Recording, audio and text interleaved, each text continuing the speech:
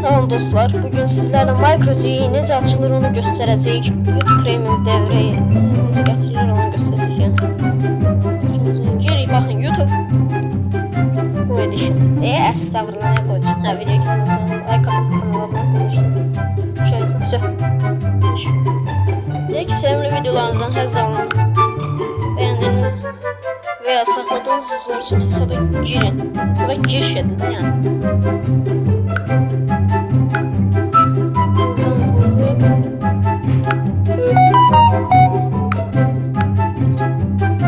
Bu ekran gör. Sign in knopkası.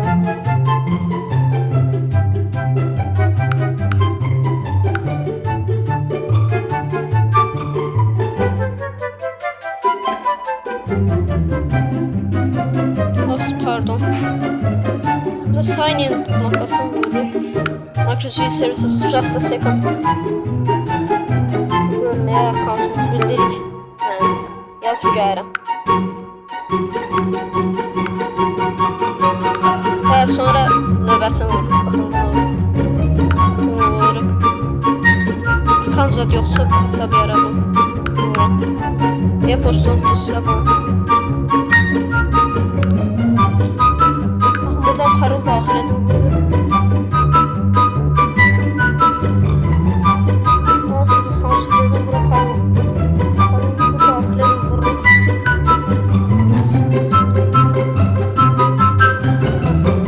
Dayandırın. İndi növbətini vuruq sonra. Hər iki tərəflərə doğrulama gəldi. Bildirişi vuruq. Ama deməyim. Aydan iyi olsun.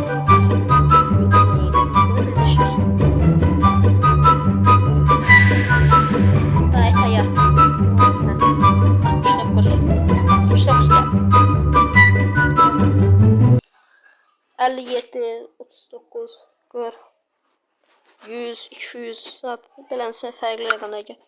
Təbii ki 100-200'ü uydurdum. Gəlmir onlar. 2 rəqəmlilərin hamısı gəlir. Zaratka 23. 23 var. Ciddi. Ne oldu buna?